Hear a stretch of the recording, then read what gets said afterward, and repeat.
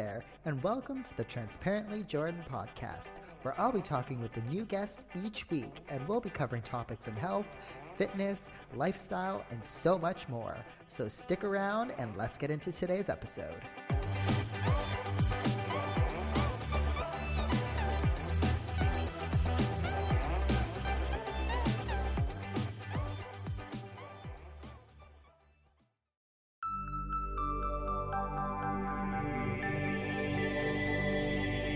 This is Radiant Voices Media.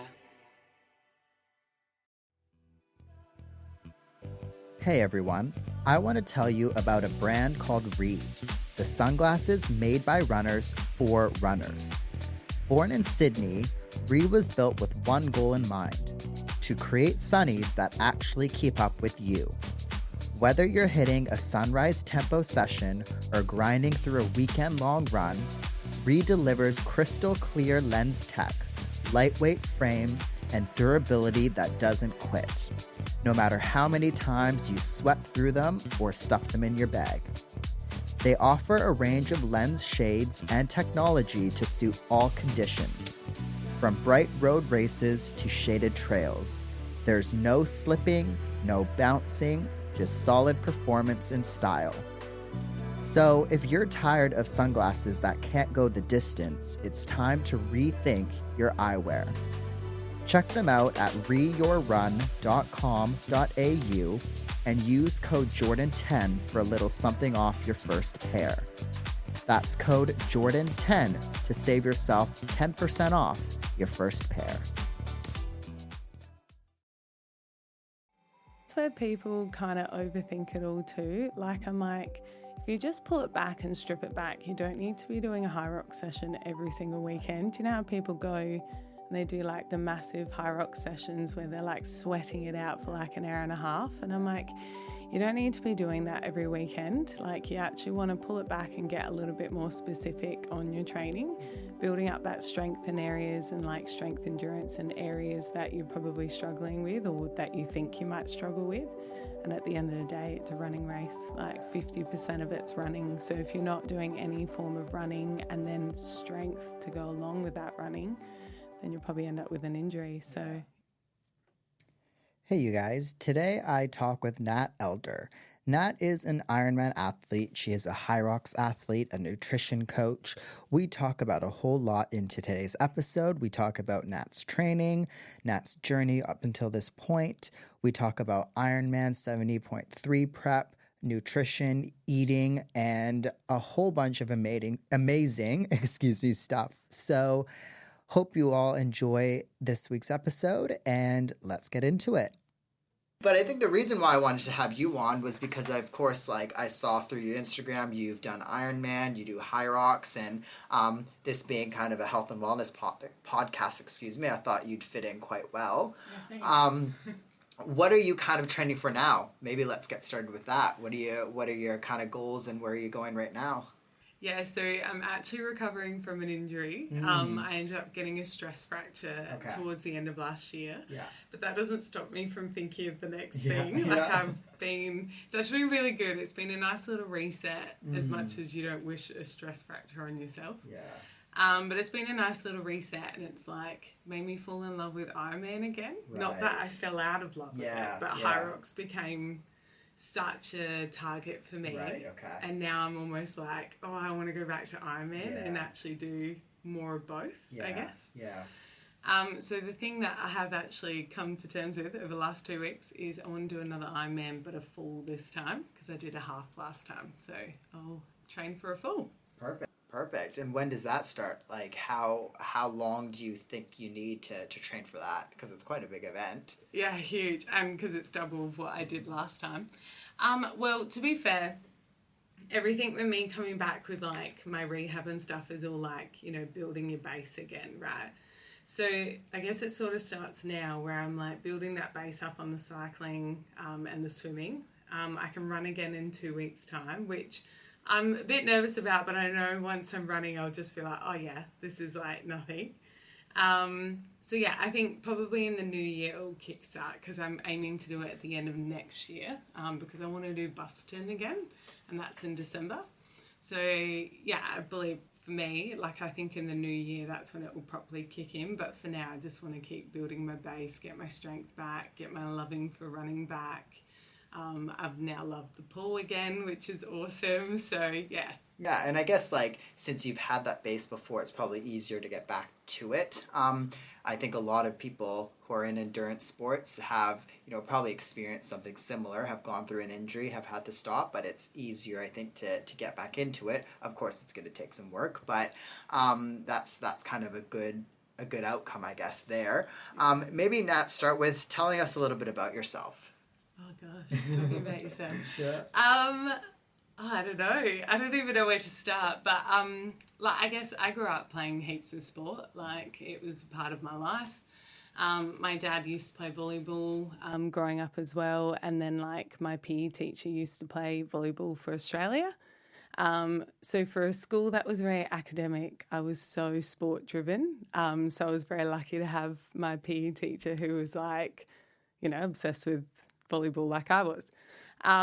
So yeah, I played volleyball for years, went to state for volleyball, and then like after school finished, I like continued to play for a little bit, but then like real life kind of kicked in and I thought, like I've got to get a full-time job.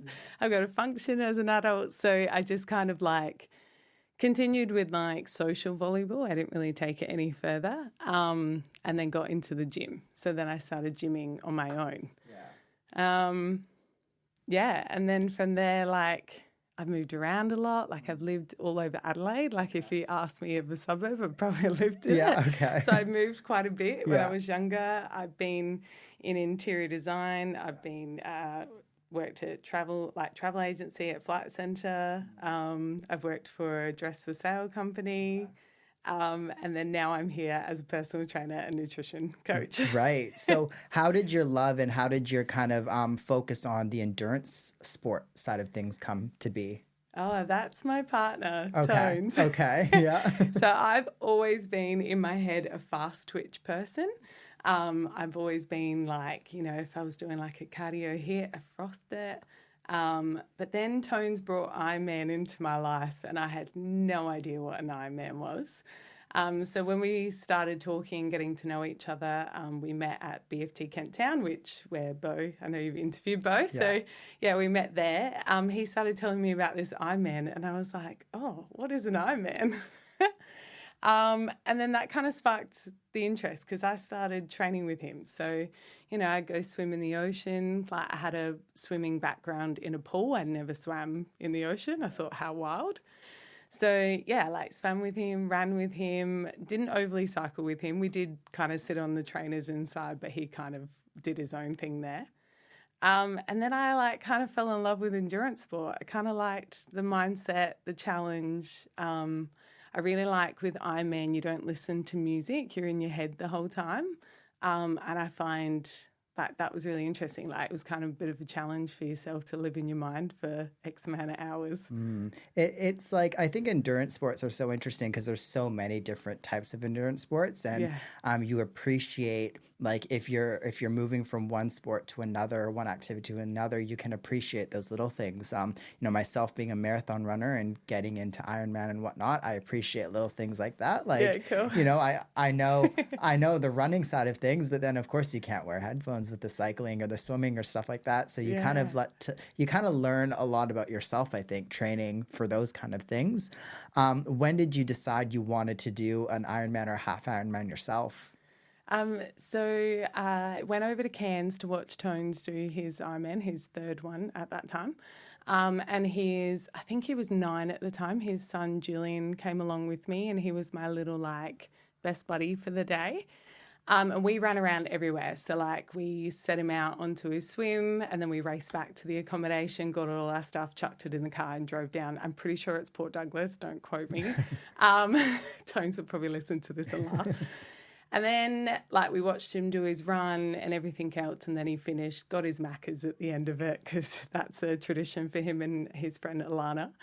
And then the next morning, Julian and him were playing in this little water park, and I was just sitting on this ledge, and Tones has a photo of me on this ledge, which I love because every time I look at it, I think of this.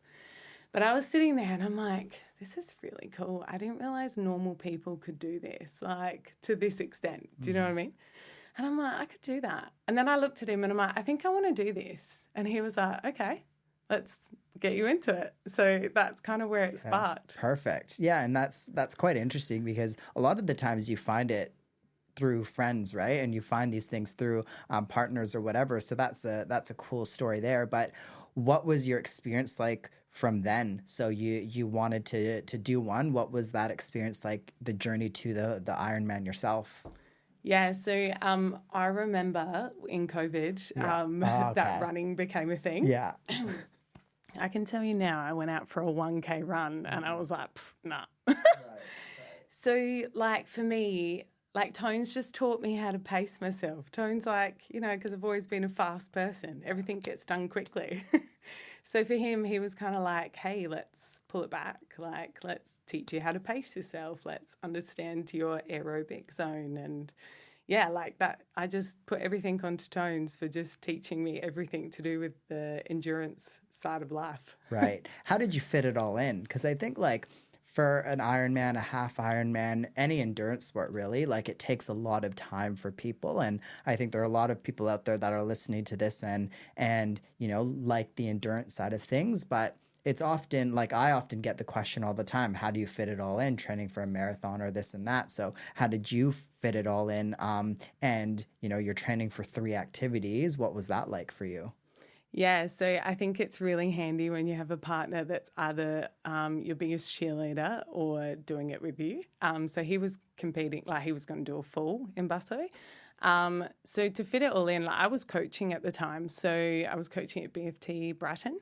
So getting up early and then I was coaching and then I had to like either, you know, go for a cycle or go for a run or go for a swim.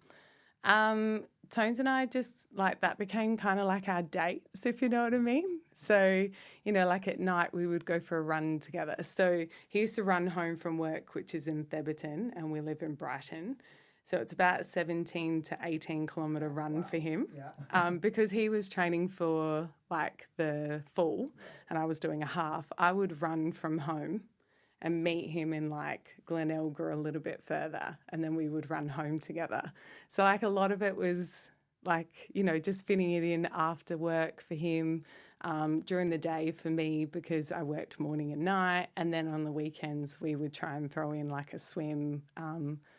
But yeah, like I can't even remember like going back to that time. I couldn't tell you how many hours in the week we were actually training, but we were training quite a bit. Yeah. And I think like it's good to have a partner like that who is, you know, doing not the same, but, you know, the same sport really. And to have like a cheerleader in your corner, because I think that's quite difficult for a lot of people who might be in relationships or single and don't have that support system to try and manage it and migrate it all in. What did a typical week look like for you? Like, did you do 3 sessions in one day, or how did you break it up back then? So because I was coaching at BFT, I also like to be a part of the community as well. So I actually started a run club. It was called Natty's Run Club on a Sunday morning. So that was a real focus on running for Ironman. I kind of used everybody else to get us motivated because if you set a time, you have to be there, right? So yeah, like with the strength and stuff at BFT, I probably did a couple of sessions a week at BFT specifically. We definitely did a couple of rides throughout the week, so maybe like 1 or 2 rides. It's really funny, I rode so much as a kid, but being clipped into a bike is so different. So we went for a ride with Julian when I was learning the clip in, and I almost fell off and burst into tears. And I was like, do not cry in front of Julian. And then I'm like, who cares? Like, Julian can see me cry. So yeah, we did a few runs as well. Like running was probably our main focus because we both have a swimming background. Tones has a cycling background. I just had to get confident. So we probably did three swims, 3 bikes, and then probably about 4 or 5 runs, to be fair. Hey everyone, Jordan here. If you're like me, always pushing for that next level in training, recovery, and overall wellness, then you know the right fuel makes all the difference.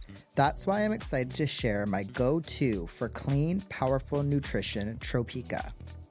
Tropika's range of certified organic supplements is packed with high-quality ingredients designed to fuel your body and elevate your performance. Whether you need a protein boost post-workout, an energy kick to get you through the day, or gut-loving superfoods to keep you feeling your best, Tropika has you covered. I personally love their lean protein because it helps my recovery without the heavy bloating feeling I get from these other proteins that I've had in the past. Plus, everything is free from artificial nasties, so I know exactly what I'm putting in my body. If you're ready to take your health and performance to the next level, check out Tropika today at tropika.com.au. And because I love hooking up all of my listeners, use code JordsDay10 for a special discount at checkout. That's JORDZDAY10 at checkout for a special discount. Fuel your body and power your life. Tropika has your back. Thanks, you all.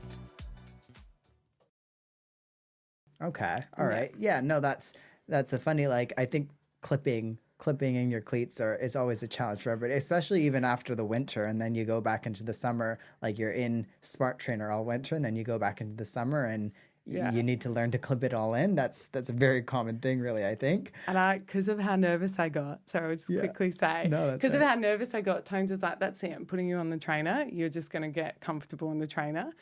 I didn't go on the road until the week before. Wow. Tones was like, we should really get you on the road. And I was like, yeah, we totally should. So I got on the week before and he was like, it'll be fun. Yeah.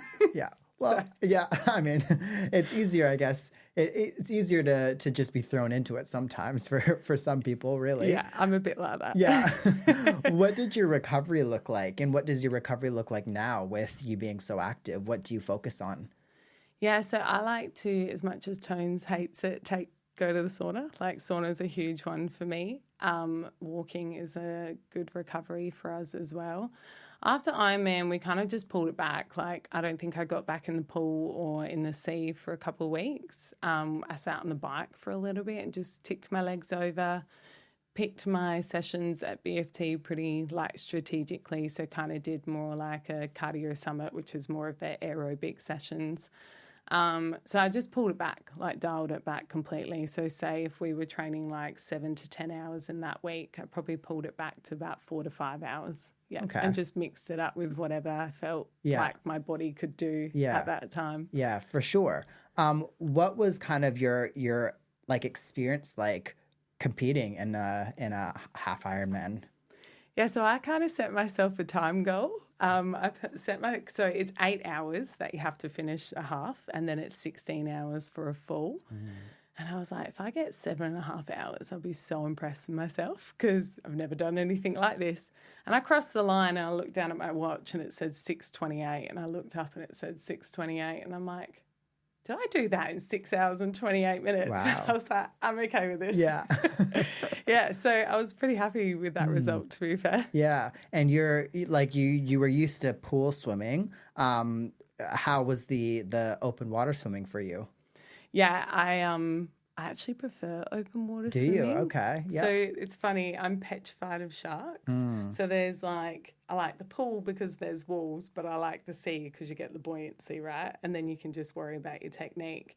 So when I told Tones I wanted to do an Ironman, I gave him specific things that he had to think of before he booked me in for something, because he has a tendency to do that. He would just be like, oh, she wants to do that. Let's make it happen.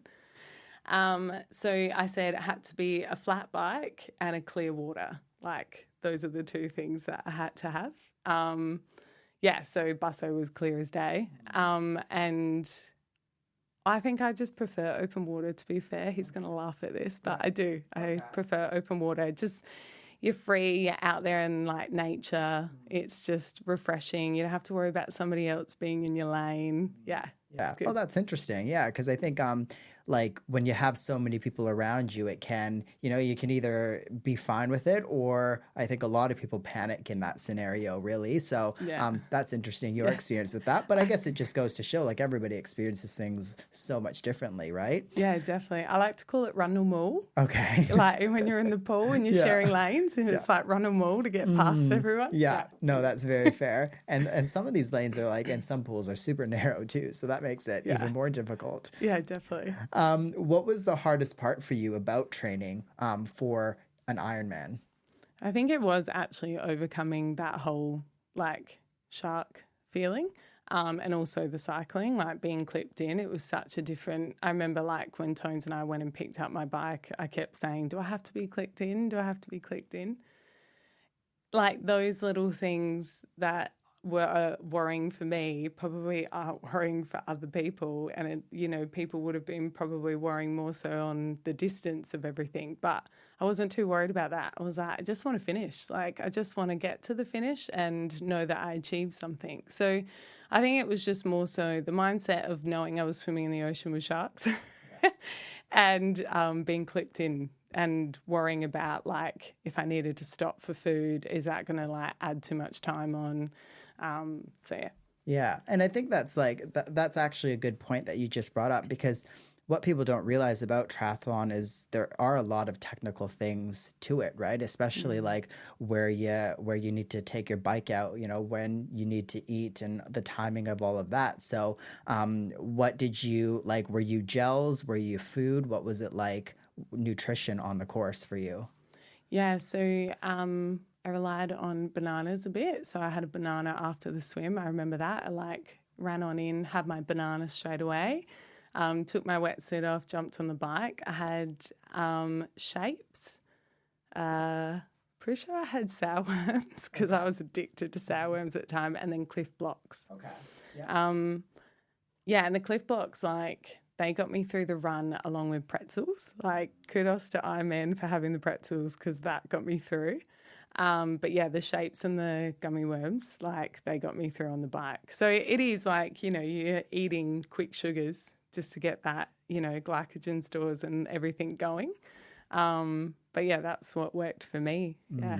Yeah, and I think it's whatever works for you, really. But yeah, I think like a lot of people don't realize those technical things, like the timing of eating, clipping your bike, and then like even getting on and off your bike. There's certain like parts that you have to cross and things like that. Like it's very technical, especially if it's your first one, which is quite interesting. I think you're trying to learn it all, really. And you're on your own. Like, you're riding around this course. Like I think about Busso, I haven't really, and Cairns I know Cairns because obviously Tones did it. But like Cairns, you go from Palm Cove to Port Douglas, I think. So it's actually quite a fair distance where you're riding out on your own. Yeah. Same with Busso, like you're weaving out. I remember it like went out, came out, and then shoot it out again. And there was a lot of it where you were actually like in your lonesome. Wow, okay. So like if anything went wrong, you're on your own too. Like if you get a puncture, you got to change your puncture. If you need to go to the toilet, you got to actually use one of the toilets. They're pretty hot on that. I did see a couple of people pee on their bike. Right. That was very eye-opening. Yeah. So yeah, it's a very individual, lonesome sport. Yeah. Yeah, and I guess like the preparation for it is not, but then you're out on the field and it's a totally different thing, right? Like it takes like a team to prepare you for something like that and for an endurance sport, but then you get on the field and you have things like that and you're kind of like, you can't really call up a mate like, I'm stuck here. Can you come pick me up? You're out on the course. And, I was like, if Tones rides past me and I have a puncture, he's totally fixing it, right? But you can't. You can't have any help from anyone. So the whole ride for 3 hours and 20 odd minutes, I was like, don't get a puncture, don't get a puncture, don't get a puncture. Yeah. Did you have to learn all of that, like how to change it? And I would assume so, right? Yeah. So Tones, he's all over that. So he taught me how to do all of that beforehand, which was pretty cool. Yeah, perfect. So I'm always interested getting into Hyrox because I know that's a newer thing, really. And being someone like I started CrossFit 10 years ago. I don't anymore, but there's of course a lot of parallels with Hyrox and CrossFit. But what got you into Hyrox and when did you start that? So I was a coach at BFT and it decided to come to Melbourne. And because BFT at the time, I don't even know if they still are, but BFT at the time was an affiliate. Like they were kind of the F45 now. So we got this email and this, sport thing was coming, and I was like, oh, this is interesting, and didn't think much of it. And then a couple of my friends, which I call the goats from BFT, we're still friends now after it closing. They all wanted to do it. And I was like, all right, let's do it. So we all signed up for it, went to Melbourne and competed in it. And yeah, while you're in it, you probably don't want to do it again. But the adrenaline that you get at the finish, that feeling of oh yeah, I conquered that just set a fire in us. And yeah, so we trained really hard to come back for last year's season. Wow. Okay. Yeah. So what was it like? You're saying that when you're in it, you don't want to do it again. What was that? What was it all like out on the field? A lot of people would understand it's the pain cave. So yeah, you're in the pain cave for all of it. You're using every single muscle group you can think of. You're constantly struggling between do I push myself here or do I pull back here? Trying to pace yourself, it's not short, but it's not overly long either, depending on how, long you take. So it's that nice balance, that threshold balance, basically, of not building too much lactic acid in your legs where you can't go anymore and you've got to walk, but then pushing yourself enough to keep going. So it's a constant mind battle. I actually found IronMan, in a mindset sense, a lot easier than Hyrox the first time I did it. Okay, that's interesting. Yeah. Okay. Were you training for IronMan at the same time, or was it different times? No, it was different times. Okay. So IronMan was 2022. Okay. At the end of 22. Right. And then the first Hyrox here in Australia was 2023. Okay. All right. So kind of a year after. Yeah. Yeah. Yeah. Okay. How do you think it would go, if you're needing to train for both Hyrox and an Ironman? Would they complement one another, do you think, or? Well, that's going to be interesting because that's what I'm going to be doing for next year. I've kind of decided to put my eggs in multiple baskets for next year. I think with the base training that you do for Ironman, it's quite handy. I mean, both focus on carbohydrates being a main fuel to fuel you for all of it. So, lots of carbs, can't be disappointed in that. I think it's just more so when you're doing Ironman, you might only be able to fit 1 or 2 strength sessions in, whereas obviously with Hyrox, you do need to have a bit of strength behind you. So it's going to be a balance between what do you kind of drop back in Ironman to kind of pick up a little bit in Hyrox. So I'm going to get a bit strategic on what Hyroxes I choose next year based on the busso at the end of the year. But I think they kind of do complement each other a little bit. I don't think you could, if you want to be an everyday athlete, which is probably more so where I'm at, I think it's perfect to do both, and you could definitely fit it all in. Yeah, for sure. And I think like you're saying, you probably get some good strength, from Hyrox training for the Ironman, because you need to do strength for endurance sports as well. Yeah. And I think a lot of people forget that. Yes, my partner. Sorry, yeah, yeah. And as a physio, I mean, that's the first thing that I ask. If somebody gets injured, they're in endurance sport. Okay, what are you doing in the gym? Yeah. Oh, nothing. Okay, well,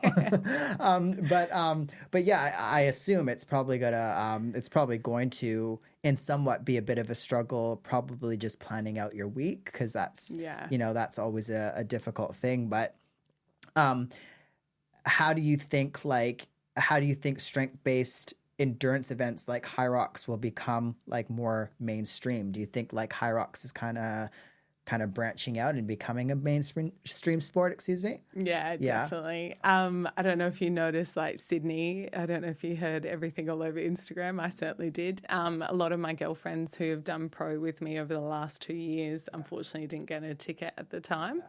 So I think it's boomed. I think it's really good. Hyrox, if we're going to compare it to CrossFit, for instance, CrossFit, you don't know what you're walking into. It's very technical. So it does kind of fall to a niche kind of person.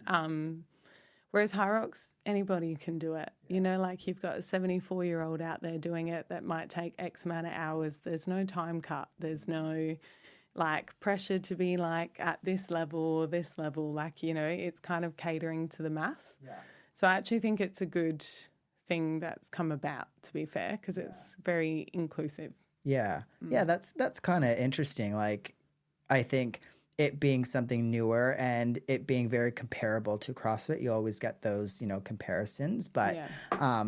but it is kind of a different atmosphere from what I can tell. I mean, I've never done it really, and I've never watched like I've never been to an actual event, but I assume like it's very, just from what I've heard from you and from Bo and whatnot, it's very electric when you're there. Yeah. Yeah. It's phenomenal. Like, I cannot tell you how high your heart rate is when you're in that shoot. Like, I reckon my heart rate's been at like 120, 130. But as soon as that timer goes, it's like, boom, you don't even like, you get the streamers and all of that and the loud music boom and everything like that. But as soon as you're out in the course, there were so many people out there. So then you become a bit of an ant. So you can like just focus on you. Do you know what I mean? Yeah. When you're in that starting shoot, it's just like, holy shit. Yeah. Yeah. And that's like quite an interesting feeling, I guess, like waiting for them to say go and for you to go and having all of these people around you. Yeah, for sure. Yeah. What's training like for Hyrox? So what did you do and what do you recommend for, let's say, people that you might coach or whatnot in the future? How does training for Hyrox look like? Yeah, so I have had, I like to do my own personal research with myself. So I've done a few different ways of coaching myself. But I think the biggest focus for people is like, once you've done your first one, you can kind of pick and choose where you need to work on. And I think you just need to focus on that, right? Yeah. So, like, obviously don't forget about the other things. But, for me, for instance, first time I did one, I actually swapped from open to pro the week before. So I went up in weights. Yeah. I hadn't pushed a sled. I hadn't pulled a sled of that weight. And I'd gone and thrown myself into it. But then there's other things that you can do, like, you think about deadlifts and squats and everything like that kind of generate over to it. Yeah. So I didn't go in there with not being able to do any of it. Do you know absolutely. what I mean? But after that first one, I came away and I sat down with my friend Rashi, and we kind of nutted out like our times, what we needed to work on. I can tell you now, it was lunges for me.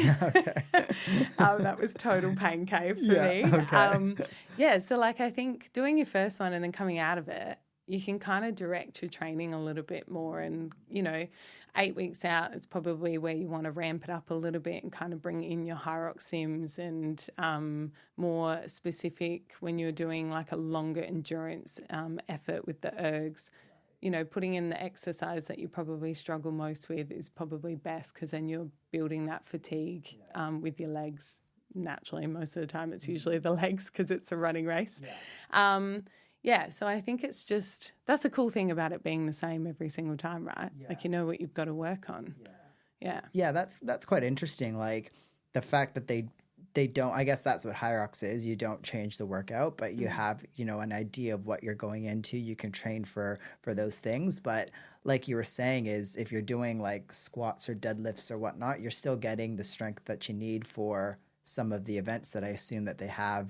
I think they have wall balls, don't they? And things like that, so. I think that's where people kind of overthink it all too. Like, I'm like, if you just pull it back and strip it back, you don't need to be doing a Hyrox session every single weekend. Do you know how people go and they do like the massive Hyrox sessions where they're like sweating it out for like an hour and a half? And I'm like, you don't need to be doing that every weekend. Like, you actually want to pull it back and get a little bit more specific on your training, building up that strength in areas and like strength endurance in areas that you're probably struggling with or that you think you might struggle with. And at the end of the day, it's a running race. Like 50% of it's running. So if you're not doing any form of running and then strength to go along with that running, then you'll probably end up with an injury. So, yeah. And just like that, you're probably not doing the best for your body if you're redlining 5 days a week, trying to train in that, high intensity. Like, it's important for the sport. Yeah. And it's important that you need to know those skills, but taking it back, I assume, is quite quite important. So that's a very good, I think, a very good tip. But what's your nutrition like when you're training for Hyrox or when you're training for an Ironman? What do you like to incorporate? Lots of food. Yeah. I'm a carbohydrate girl through and through. I grew up with, like, my family's English, so we grew up with like hot chippies and everything. So like I just crave carbohydrates all the time. So yeah, that's my main focus is carbohydrates and obviously protein for muscle repair. I'm a big fan of like creatine, so I take that every day. But yeah, I just really focus on like fueling my workouts, like I'll never forget Bo saying to us at the 5 a.m. crew at BFT Kent Town back in the day, that was probably 5 years ago now, do you guys eat before you come in and train? And I thought, what do you mean eat? Like, you weirdo? And then, yeah, like there is no way I can train now without eating beforehand. Like, Tones and I train 3 mornings a week in the pool, and I'll wake up and we'll have toast, or we'll have like banana, or we'll have like pancakes. Like we had pancakes this morning with like maple syrup. So it's just carbs. Carbs are your fuel. Yeah. What do you recommend for morning? Like those, of course, work for you, but like for people out there that don't like, let's say, the feeling of having a heavy stomach when they're training in the gym or whatnot, are there anything as a nutritionist you recommend? Yeah, so I've had a few clients that have obviously said that to me, and I'm like, just start small, like really small. Start with like half a banana, or start with like, half a piece of toast, probably not half a piece of toast. You probably end up, but eat 1 piece of toast, like start really small and train your gut. That was something I really learned from Ironman, was like, you really do have to train your gut, because like gel packets didn't work for me, but the gel cubes did, where I could put it in my mouth and then just let it slowly dissolve over a run. Because when I run, I get a weird cramp just under like where my abdominal is. It probably comes down to breathing, no doubt. So yeah, I think everyone's different, but I always say start small and then slowly build it up. It's kind of like training yourself in the gym. Start light and then start to build it up. Yeah. What do you do for recovery with nutrition? Because I think a lot of recovery comes from nutrition. So how do you focus on recovery? Well, recovery is still important. Like I think people think, oh, I'm having a day off today, I'm not going to eat the same amount. You do. Like your body's in recovery mode. Like, your muscles are breaking down and rebuilding, and, you need to like fuel yourself still in those moments. So yeah, I'm still quite hot on eating pretty much exactly what I would eat in a training day. I would just be a little bit more relaxed in timing. Like I'm obviously not fueling for a session, that type of thing. So I would focus more on protein throughout a recovery day or a rest day. But keep my carbs up, water. Like that's a huge thing. Like people tend to forget to drink their water, and this is why I have a huge bottle, because I'm one of those people. Like to me, this is going to sound so lazy, but you got to do what works for you, right? Like if I had a 1 litre bottle, I would just drink that 1 litre bottle. But because I have a 2 litre bottle, I know I'll drink that in a day. So yeah, it's just focusing on those few little things. What do you recommend for people, like let's say you have a client that comes in to see you who is training for some big endurance event and, is working a 9 to 5. How do you recommend like easy ways to fit in, a lot of the food and the fuel that they need to? Because I think it's hard sometimes for people to, constantly need to get up from their desk and heat up food or this and that. Are there any tips that you have for those kind of people? Yeah, so I actually have a lady at the moment that I coach. She actually doesn't have a 9 till 5. She is a police officer, so she has like, 4 nights a week or 2 nights a week or whatever. I think it's just really handy on like prepping yourself for the week, like making sure that you have these snacks all put together, ready to go. Yeah. I know a lot of people are snackers. I'm a bit of a snacker too, so it's just making like proper choices in those snacks. Yeah. So I think if you prep yourself, like, Sunday's not for everyone. Like most people might work on a Sunday. So pick a day in the week or 2 days in the week where you can like sit down and just nut out your next couple of days and just try and prep for those days. So like get your carrots and your cucumbers going, nice, quick and easy to pick at the desk. Nuts, bananas. I'm a huge banana fan. Like that's banana and peanut butter oof, like nice and quick, lather that peanut butter onto that banana and then like go. Yeah. So I think it's just being intuitive. Like I understand 9 to 5. I've been there. Like I've worked in a 9 to 5 job. So I understand the struggles, but most places you can usually sneak out to have like a 5 or 10 minute break somewhere and you can sneak in a bit of a quick snack in. So if you can prep yourself for that rather than standing there for 10 minutes going, I have nothing to eat, but I needed a break, it's just prepping. Yeah, for sure. Yeah, and that's quite important. Like you need to be getting this food in, I assume, and prep is probably the most important, really. When you have people that are on the go, like a police officer or whatnot, are there any prep tips that you give to people out there? So like I'm a huge beef jerky fan. Okay. I don't know about you, but it's so high in protein. Right. Yeah. Very low in everything else. Yeah. So I actually, most people that come to me, they're very open to trying new things naturally. So this lady, she was very open. She's never had beef jerky. She always thought it seemed like dog food. I totally understand that. I was probably a bit like that.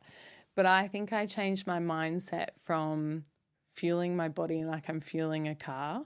So then I focused on not boring food. Like that sounds like I eat really boring, but it doesn't. Like it just means being smarter in my choices. So like for somebody who like Beth, I'm just going to say your name, Beth. She was very open to trying the beef jerky. And then like I'm a huge fan of Carmen bars. They do like a pistachio and raspberry seed bar. That's it's vegan, it's 5 stars, it's got all your nuts and seeds in it, so it's quite filling. So it's just like when you know those little tips and those little ways to just like fill you up a little bit, it's very handy. Yeah. Oh, cool. Yeah, because I think it's hard sometimes for people to I guess understand or know what to prep, if they're super busy and if you've never done it before, it takes a bit of effort in the beginning, and then once it's habit, it's probably a lot easier for some people. Yeah, it's kind of like I like to think about prepping yourself for nutrition like doing your warm-up for your workout. You're not going to go into a workout and just like completely beat yourself without a warm-up. So why would you go into your nutrition without warming yourself up first and prepping? Yeah, no, absolutely. Because it's such an important thing. Like you need to have the proper nutrition. Otherwise, like injury is going to happen and this and that. And if you're training for Hyrox or an endurance sport, like it's even more important in my opinion, I think. Yeah, definitely. What were there any differences between your nutrition and your personal experience between training for Hyrox and IronMan? Like, did you eat or fuel differently? Not overly. I am a little bit boring. Maybe I shouldn't lie about that. I do kind of eat very similar foods. I probably get a little bit lazy. I think when you're in your field, you kind of get a little bit lazy with yourself. So tuna and rice became the vibe of the month. There isn't a huge difference. It probably comes down to like, obviously with Ironman, you'll fuel yourself beforehand and then I'm fueling during. So, if you're going for a ride or a run, you're fueling yourself for those. Whereas with Hyrox, like give or take, people are different. Like obviously if you're doing over 90 minutes, you're probably going to want to get a gel in you. Also, like if you haven't done any form of threshold testing or anything like that and you're peaking up to like your zone 5, you're probably going to need a gel throughout the session, throughout the workout and Hyrox itself. So I think everybody's going to be so different with that. I think for myself, I never consumed food during Hyrox because I always made sure that I was like carbs were on point, water was on point. Like you can't beat the dry mouth at the start line. Like no matter how much you try, you're going to get it. But as long as like I fueled myself with all my carbs and everything beforehand, my protein to go, I was pretty good. I didn't feel like I needed to fuel during. Whereas with Ironman, it's more specific. You got to think about like how much I'm fueling myself during. So like for Tones, for instance, I'm doing all of his nutrition at the moment. he's probably going to kill me for saying this, but he's about 104 kilos. So we're aiming for 90 to 105 grams of carbs an hour for him on a bike. And he probably, on the weekend, he did 200K ride and he got about 85, I think it was. So I was pretty happy with that. Like straight after, I'm like, right, you got 4 hours to kind of like, probably very specific there, but I'm like 4 hours, we need to like make sure you're getting carbohydrates back up and so you don't fatigue, you don't cause injury. You know, I'm pretty hot on him doing all of that. So, yeah, I think Ironman's a little bit more intense when it comes to nutrition. Yeah, because I guess timing is key for that kind of stuff and making sure that, yeah, like you were saying, every hour, or however you need to time it for your body is probably quite different to, you know, another sport. What are some mistakes that you often see people make when they are, you know, in nutrition, when they are training for an endurance sport? Is it underfueling? Would it be like, what are some common mistakes that you have to educate people with? I think it's just the lack of knowledge, right? Like there's so much knowledge out there, even for myself as a nutritionist. I get so overwhelmed on Instagram, so I can only imagine how somebody who has no idea would get so overwhelmed. I can't really remember your question. I'm so sorry. No, I've that's had all a brain right. Just fade. kind of what are some I guess mistakes that you see people make? Sorry. So I think it would be underfueling and not really paying attention. Like I think people put all their eggs into the training side of thing, but I've always lived a life since getting to know Bo. It's 80-20. You know, like 80% is your fuel, 20% is your training. Like you can go and flog yourself as much as you like, but if you're not fueling properly, then that's where your mistakes start to happen. That's where the injuries start to come in. You know, stress is a huge one too. Like I had a pretty stressful year last year alongside like all these Hyroxes, which amazing, love Hyrox, but what was going on behind the scenes was quite stressful. And I think that's where I've landed where I'm at with the stress fracture, is that stress does so much to your body too. So if I wasn't fueling properly in certain times or weeks or whatever, that's where I've like deteriorated. So I think people like being in tune with themselves and paying attention to their body and fueling for their like sessions is where I think people struggle the most. Yeah. And that's a very good point that you brought up. I think like we forget about these other life stresses that we have and that can impact your body significantly. And, you know, sometimes we're so in routine, and if you are the type of person like yourself or like me that is so used to our routine, like it's easy to forget about those extra life stresses, forget about it. But I think like learning to be in tune with your body is such an important skill to learn and to practice.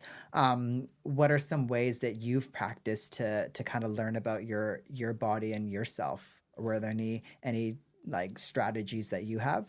Yeah, I think being injured this time round has been a real eye-opener for me. It's made me rethink how I'm going to come back into the fitness space and how I'm going to come back into Hyrox and Ironman itself.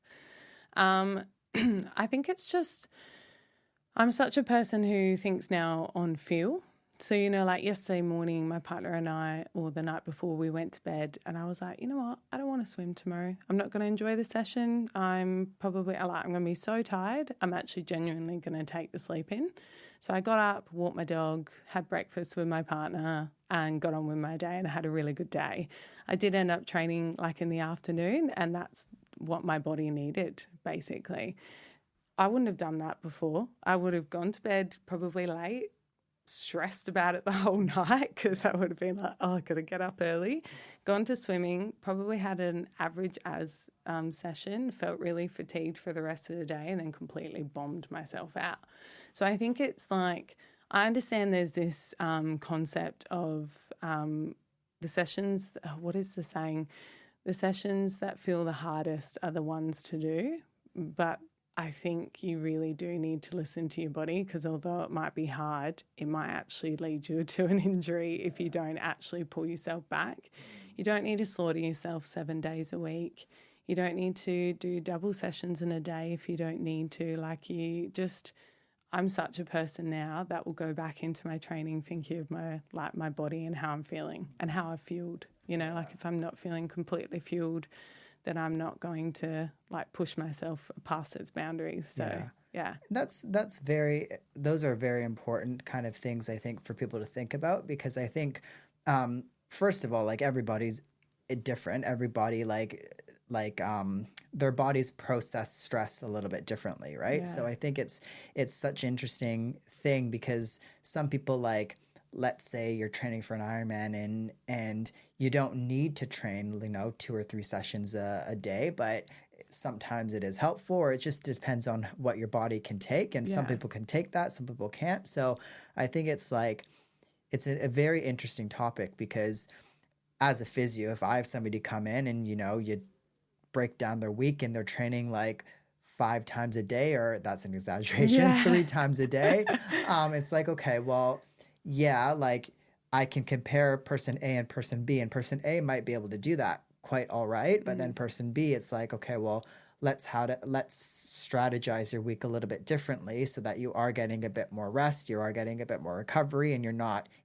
getting these stresses or things like that. Yeah. What was it like for you when you found out that you had the stressy? Oh my gosh, you're going to kill me because you're a physio. So I actually had a tibia hotspot. Okay. Your face. So 2 weeks out from Melbourne Hyrox, I was trying to go for the Elite 15 with my partner Steffi, who's an absolute gun. Okay. We came fourth. So I was very happy with our result. Obviously, we were a bit gutted. We were 5 seconds off of. But I went into that race with the tibia hotspot. Like, we were convinced I had a stress fracture. Turned out it was a hotspot.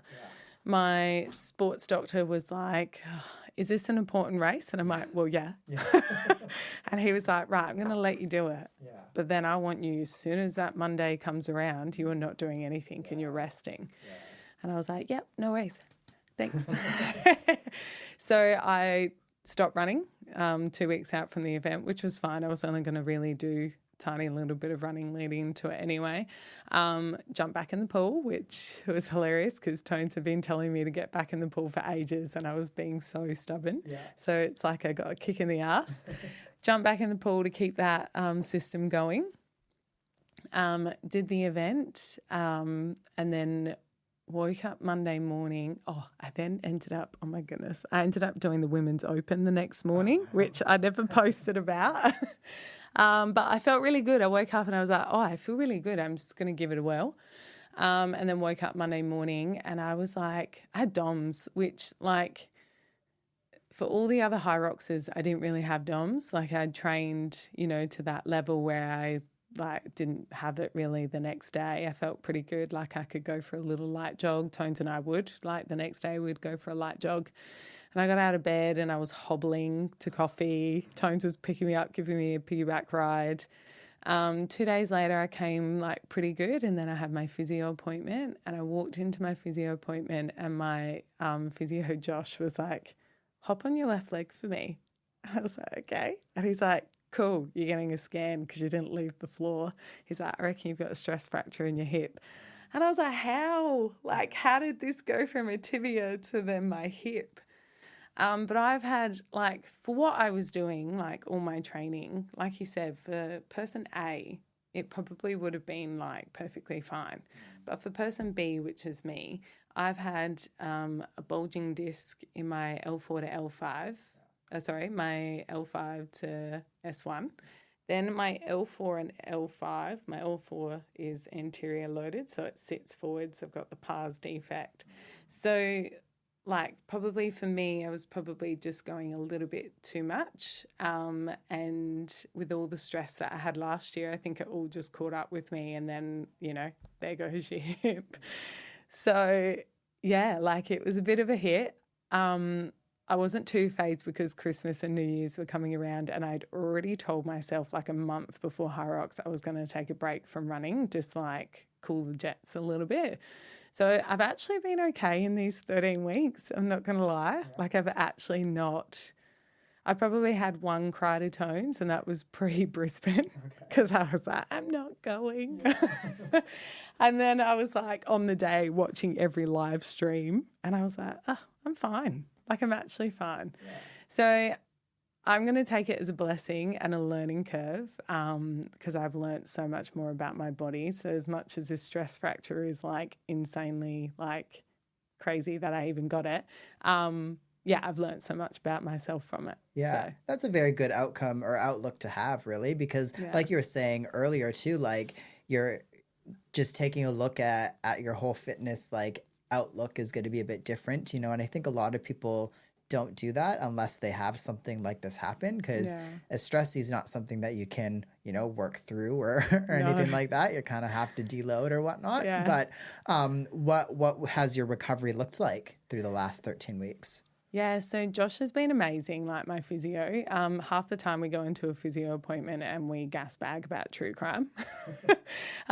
So like I wasn't allowed to walk obviously for the first few weeks. Like I think about 4 to 5 weeks it was like do not walk. I am very lucky that I'm an ex-swimmer because that is all I've heard from different people is like, you're so lucky you can swim because, you know, if I got stress fracture in my legs, I wouldn't be able to, like, I don't know how to swim other than doggy paddle. So my rehab has been, I can't remember now, I was on the reformer and I was doing a lot of glute med work because my glute meds were just like, see ya, they went on holiday. So a lot of glute med work. I was doing RDLs with a band around like just below my knees just to kind of like re-wake them. Once Joshy was happy with that, I then went on to like step ups, calf raises, hamstring bridges, love those. Then we went on to marches because my hips are super like weak as well. We've been doing so much to kind of like, and it's been in increments. It's not been like, here's your whole program, have fun, see you later. Keep up the swimming. When I first started swimming, it was paddles and buoys between my legs. So I wasn't allowed to use my legs like at all. Yeah. So I have found a new love for upper body, which is something I neglected before, right? Like I was always like, oh, I want to have a jacked upper body. I want to be so strong. Yeah. But then I'd just fall to what I knew, which was lower body. So now it's kind of like, this is where I've taken the positive, right? Like I've picked back up swimming, which I was so stubborn about not doing. And now I'm doing all this upper body training with Biggie, my coach. And yeah, like I'm feeling really strong. I'm almost at a 60 bench, which I'm pretty happy with that. So yeah, like it's actually been pretty good rehab, to be fair. Perfect. Awesome. What's some pieces of advice that you have for people that want to go out and do their first Hyrox event or maybe their first IronMan event? What's some advice that you'd have? Have fun. Yeah. Like, don't worry about the time. Don't worry about, like, there's such a focus on, like, your running pace and, like, oh, you can do 100 wall balls, like, unbroken, all of that. I understand competition's a thing. I am very competitive, don't get me wrong. But I also think, like, we only live once, you know, YOLO. I know it's really lame, but you do only live once. So go out there and have fun because you've paid to be there. You've already made the hardest step of just like going to an event. Now you've just got to do it and just look at it as another training session and go and have fun. My hottest tip is do a doubles first. Don't go out and do solo unless you're very good at just being like tunnel vision. But go out and do a doubles with friends, go out and do a relay. It's such a vibe. Yeah. I love that because I think like as a marathon runner and the whole running community is very pace driven now. You know, it's what did you run your marathon in this time or that time? And again, as a competitive person, I have goals and times for myself, but that's often like something that I tell every person that's run their first marathon is, you know, it's such an achievement to finish a marathon, like just have fun really, because like you were saying, like you can always do it again if you want, you know, and you can focus on your pace then. But if you have like such a miserable time because you're not taking in the experience, then it's just going to put you off from the event and from the whole activity. And it's probably better to be doing things like that than it is to not really. So and just like focus on yourself. Like I'm always thinking about competing with my past self, not competing with people around me. Like I don't go and train, like I have a friend that I train with, Zara, all the time. And, you know, we'll do bench press and I'm not really paying it, like I don't pay attention to me being like, oh, I can bench bigger than you or whatever.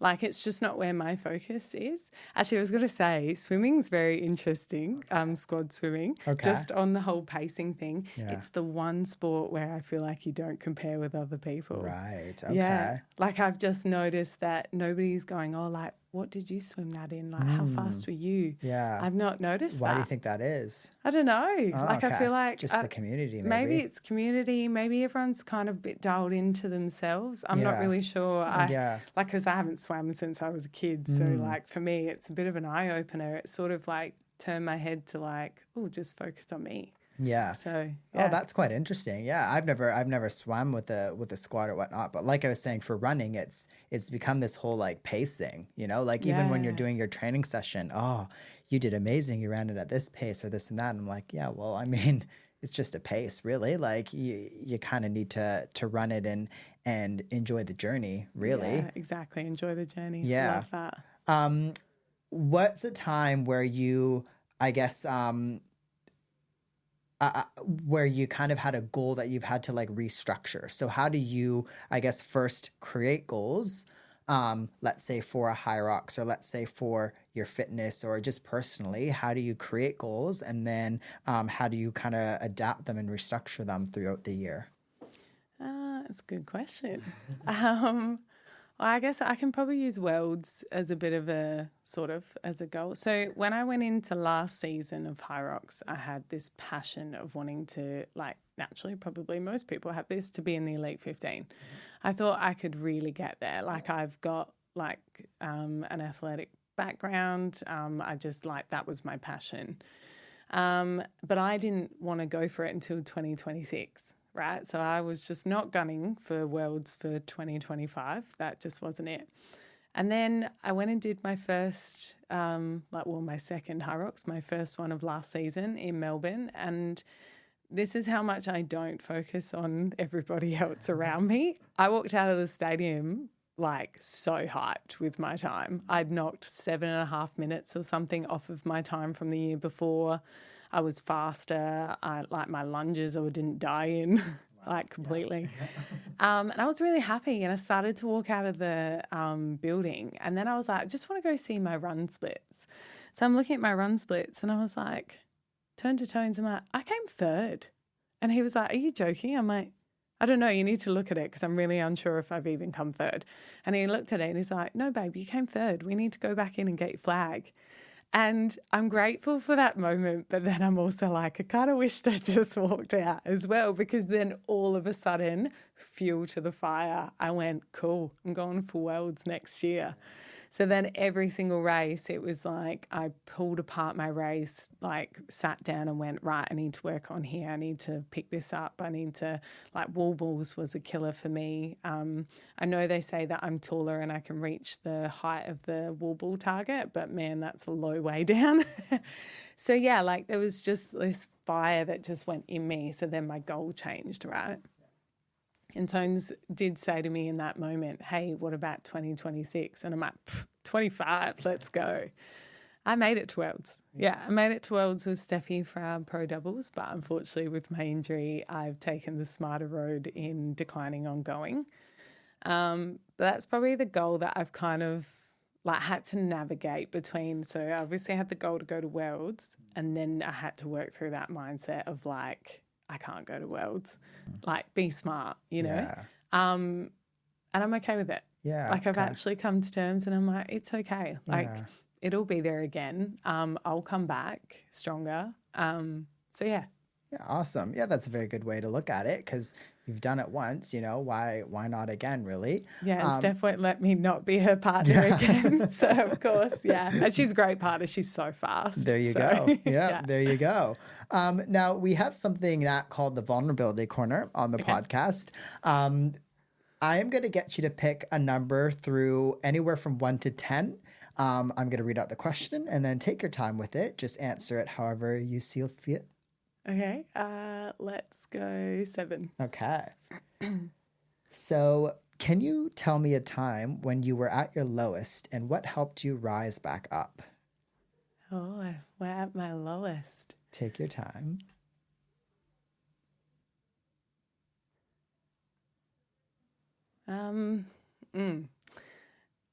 Tones has been the biggest grounding person for me ever.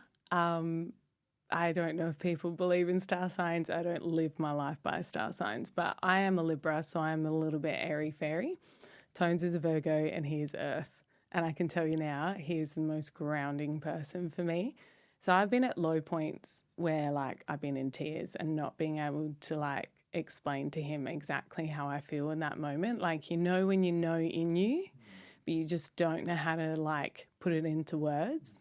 And he can just be in my presence and not make me feel like I need to talk or get it out.